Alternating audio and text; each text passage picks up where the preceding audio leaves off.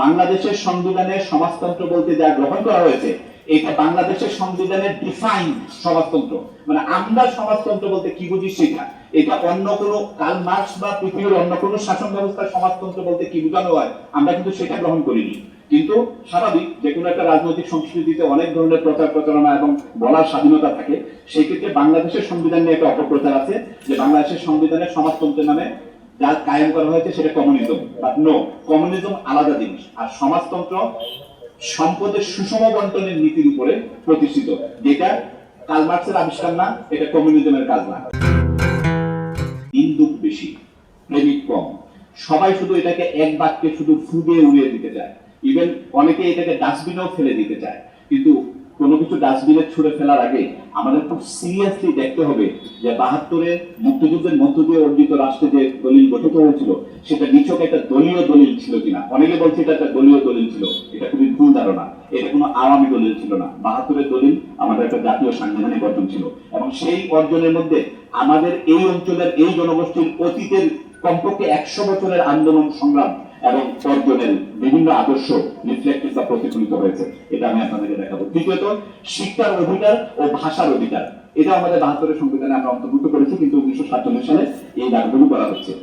ঠিক এর এক বছর পরে ১৯৪৭ সালের ১৪ আগস্টের পর ঢাকায় গণতান্ত্রিক যুবলীগ, আগেটা ছিল গণ আজাদী লীগ, এরপরে গণতান্ত্রিক যুবলীগ নামে, এটার সাথে কিন্তু আওয়ামী লীগের যুবলীগের কোনো সম্পর্ক নেই, আরেকটা সংগঠন প্রতিষ্ঠিত হয় এবং নতুন দেশে অসাম্প্রদায়িক আন্দোলন প্রতিষ্ঠার জন্য বা অসাম্প্রদায়িক রাজনীতির বিকাশের জন্য তারা কিন্তু সুস্পষ্টভাবে দলিল এবং ইশতেহার প্রণয়ন করে। ১৯৪৭ সালের ২ সেপ্টেম্বর, তার মানে ব্রিটিশরা চলে যাওয়ার ঠিক পরের মাসে, গঠিত হয় তমদ্দুন মজলিস।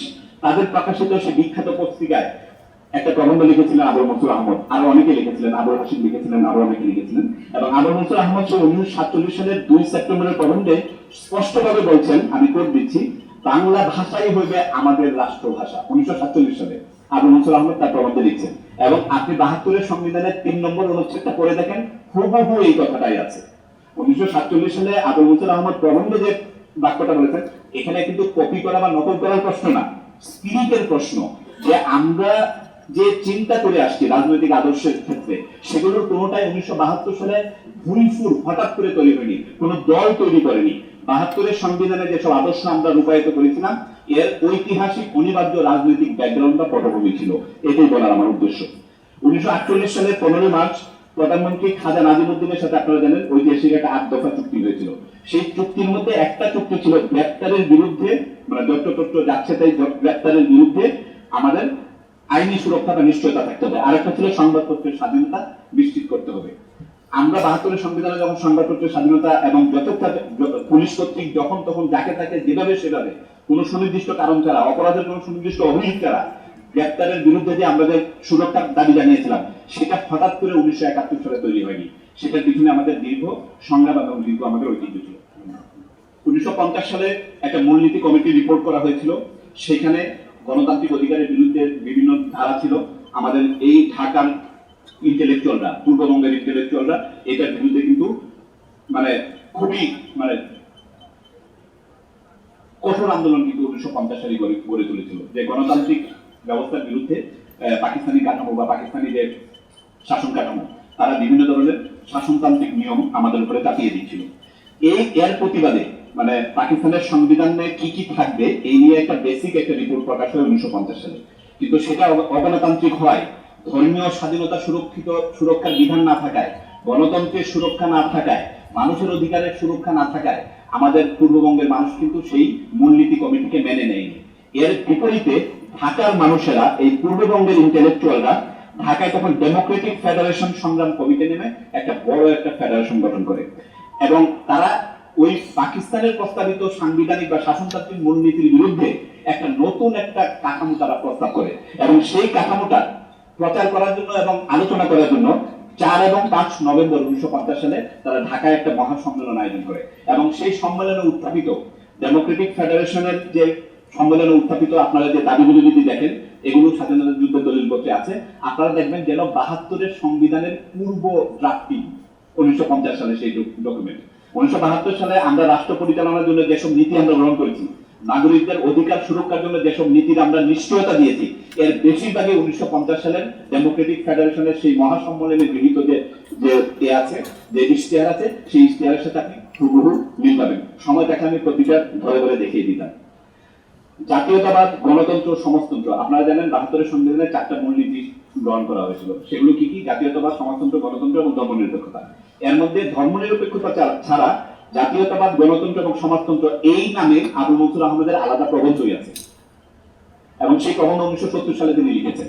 ঠিক আছে? ফলে যারা বলেন যে এই নীতিগুলো 1972 সালের সংবিধানে হঠাৎ করে কারো মাথা থেকে এসেছে এবং অন্তর্ভুক্ত হয়েছে, তাদেরকে অনুরোধ করবো আমাদের রাজনৈতিক ইতিহাসের বিবর্তন পাঠ করার জন্য। আবুল মনসুর আহমদ তার প্রবন্ধে এখানে ধর্মনিরপেক্ষতা আলাদাভাবে অন্তর্ভুক্ত করেননি, বিকজ ধর্মনিরপেক্ষতা বা রাজনীতিতে ধর্মের জায়গা কতটুকু হবে এই বিষয়ে তার সম্পূর্ণ আরো অসংখ্য লেখা আছে। এবং এর উপরে বাংলাদেশে ধর্মীয় স্বাধীনতা বিষয়ে মানে পলিটিক্যাল পার্সপেক্টিভ থেকে পাকিস্তান আমলে আবুল মনসুর আহমেদের চেয়ে আর কেউ বেশি লিখেছে বলে আমার মনে হয় না। এবং আজকে আবুল মনসুর আহমেদের আজকের এই প্রোগ্রাম উপলক্ষে ইমরান মাহমুদ একটা অসাধারণ সংকলনের কাজ করেছে। আসলে ইমরান মাহমুদ যাই করে সব অসাধারণ কাজ করে, প্রচন্ড পরিশ্রমী তরুণ সংগঠক। সংবিধান, রাষ্ট্র ও গণতন্ত্র ভাবনা, এখানে আবুল মনসুর আহমেদের কয়েকটা সংবিধান সংক্রান্ত, সরাসরি এর বাইরেও সংবিধান সংক্রান্ত আবুল মনসুর আহমেদের লেখালেখি আছে। মানে এখানে সিলেক্টেড কয়েকটা বই দিয়ে একটা স্মারক গ্রন্থ প্রকাশ করা হয়েছে, এবং সেখানে ধর্ম এবং রাজনীতি বিষয়ে আবুল মনসুর আহমেদের একটা কোটেশন আপনাদেরকে দিই। যারা ধর্মের দ্বারা রাষ্ট্র শাসন করিতে গিয়েছেন, পরিণামে তারা ধর্মকে রাষ্ট্রের দ্বারা শাসন করাইয়াছেন। ধর্মশাসিত রাষ্ট্র সম্ভব হইলে ভালোই হইত, কিন্তু ইতিহাসের শিক্ষা এই যে তা সম্ভব নয়। ইতিহাসের শিক্ষা অগ্রাহ্য করিয়া যারা রাজনীতিতে ধর্মকে টানিয়ে আনিতে চান, তারা ধর্ম ও রাজনীতি উভয়কেই অনিষ্ট করিয়াছেন।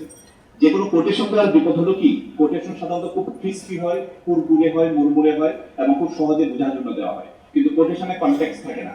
আবুল মনসুর আহমদ রাজনীতিতে ধর্মের ব্যবহার নিয়ে এখানে আমি যে কোটেশনটা বললাম, এটা জাস্ট একটা নমুনা বা স্যাম্পল আপনাদেরকে দেওয়ার জন্য। কিন্তু ধর্ম বিষয়ে রাজনীতির অবস্থান কি হবে, কোন সময় ধর্ম উপেক্ষণীয় কোনো বিষয় না, it's a serious thing to be dealt with.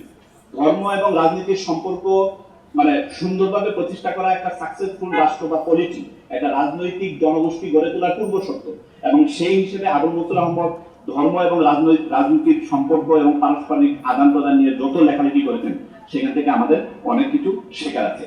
সংবিধান নিয়ে সরাসরি আবুল মনসুর আহমেদের চিন্তার কয়েকটা গুরুত্বপূর্ণ দিক নির্দেশনামূলক পয়েন্ট আপনাদেরকে বলে রাখি। আবুল মনসুর আহমেদ মনে করতেন গণমুক্তি বা জনগণের মুক্তি নিহিত আছে সর্বজনীন ভোটাধিকার নিশ্চিত করার মধ্যে। এটা আমাদের একটা সাংবিধানিক খুব গুরুত্বপূর্ণ একটা বিধান, 72-এর সংবিধানও। এটা আপনার আবুল মনসুর আহমেদের রচনাবলীর 4th খণ্ডের পৃষ্ঠা 436-এ পাবেন।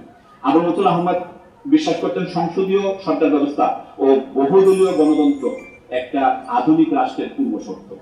এগুলো তার লেখালেখিতে, বিভিন্ন লেখালেখিতে আছে। তার 4th খণ্ড পৃষ্ঠা 448-এ পাবেন। তিনি গণতান্ত্রিক সমাজবাদকে, যেটা আমরা সমাজতান্ত্রিক ব্যবস্থা বলছি, বাংলাদেশের রাজনৈতিক ও অর্থনৈতিক মুক্তির সবচেয়ে গ্রহণযোগ্য পন্থা বলে মনে করতেন। সমাজবাদ বা সমাজতন্ত্র বাংলাদেশের সংবিধানে যেটা গ্রহণ করা হয়েছে, এটার বিরুদ্ধে একটা অপপ্রচার আছে, কিন্তু এটাকে অনেকে কমিউনিজমের সাথে বা সাম্যবাদের সাথে মিলিয়ে ফেলেন। বাংলাদেশের সংবিধানে সমাজতন্ত্র বলতে যা গ্রহণ করা হয়েছে, এটা বাংলাদেশের সংবিধানের ডিফাইন সমাজতন্ত্র।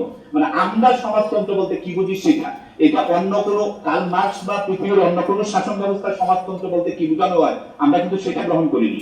কিন্তু স্বাভাবিক, যে কোনো একটা রাজনৈতিক সংস্কৃতিতে অনেক ধরনের প্রচার প্রচারণা এবং বলার স্বাধীনতা থাকে। সেই ক্ষেত্রে বাংলাদেশের সংবিধান নিয়ে একটা অপপ্রচার আছে যে বাংলাদেশের সংবিধানে সমাজতন্ত্রের নামে যা কায়েম করা হয়েছে সেটা কমিউনিজম। বাট নো, কমিউনিজম আলাদা জিনিস, আর সমাজতন্ত্র সম্পদের সুষম বন্টনের নীতির উপরে প্রতিষ্ঠিত, যেটা কার্ল মার্কসের আবিষ্কার না, এটা কমিউনিজমের কাজ না। সারা পৃথিবীর বিভিন্ন জনগোষ্ঠীর মধ্যে কিন্তু এই ধারণা বা এই চিন্তা আছে। আবুল মনসুর আহমেদ এক কক্ষ বিশিষ্ট পার্লামেন্টের পক্ষে ছিলেন, এবং এর সমর্থনে তিনি যে প্রবন্ধ রচনা করেছেন, সেই প্রবন্ধের শিরোনাম হলো পার্লামেন্টের চেম্বার এক চেম্বার নাকি 2 চেম্বার হবে। আপনারা জানেন এটা নিয়ে বর্তমানে বেশ ডিবেট হচ্ছে যে পার্লামেন্ট কি দ্বিকক্ষ বিশিষ্ট হওয়া উচিত নাকি এক কক্ষ বিশিষ্ট হওয়া উচিত। এটার জন্য আবুল মনসুর আহমেদ যে যুক্তি দিয়েছিলেন 72-এর সংবিধানে ঠিক সেটাই গ্রহণ করা হয়েছিল। কিন্তু এখন পরিবর্তিত পরিস্থিতিতে যে এটাকে চেঞ্জ করা যাবে না তা না, কারণ দ্বিকক্ষ বিশিষ্ট পার্লামেন্টও খুব খারাপ পার্লামেন্ট না। কিন্তু এটা আমাদের মনে রাখতে হবে, আমাদের এই জনগোষ্ঠীর জীবনে কিন্তু সব ধরনের পার্লামেন্টের অভিজ্ঞতা আমাদের আছে। ঠিক আছে, 1935 সালের ইন্ডিয়ান অ্যাক্টের অধীনে কিন্তু দ্বিকক্ষ বিশিষ্ট পার্লামেন্ট ছিল। 1947 সালে পাকিস্তান হওয়ার পরে কিন্তু দ্বিকক্ষ বিশিষ্ট পার্লামেন্ট ছিল। 1962 সালের আইয়ুবের সংবিধানের পরে কিন্তু দ্বিকক্ষ বিশিষ্ট পার্লামেন্ট ছিল। ফলে আমরা যেন কোনো কিছুকে এমন ভাবে সমালোচনা না করি যে শুধু এই ব্যবস্থা নাই বলেই আমাদের শত দুর্গতি। নো, যে কোনো সাংবিধানিক নীতি বা আদর্শ গ্রহণ করার আগে এর ঐতিহাসিক প্রেক্ষিত এবং আমাদের অভিজ্ঞতা আমাদের যাচাই করে নিতে হবে। রিপাবলিকান বা প্রজাতান্ত্রিক বৈশিষ্ট্যের রাষ্ট্র ব্যবস্থার পক্ষে আবুল মনসুর আহমদের অবস্থান ছিল। আপনি এই বিষয়ে তার খুবই জোরদার এবং খুবই ঘনিষ্ঠ প্রবন্ধ আছে 4th খণ্ডের পৃষ্ঠা 520-এ। তিনি মনে করতেন 1970 সালের নির্বাচন ছিল ধর্মীয় স্বাধীনতার পক্ষে বা সেকুলারিজমের পক্ষে এক বিশাল বিজয়।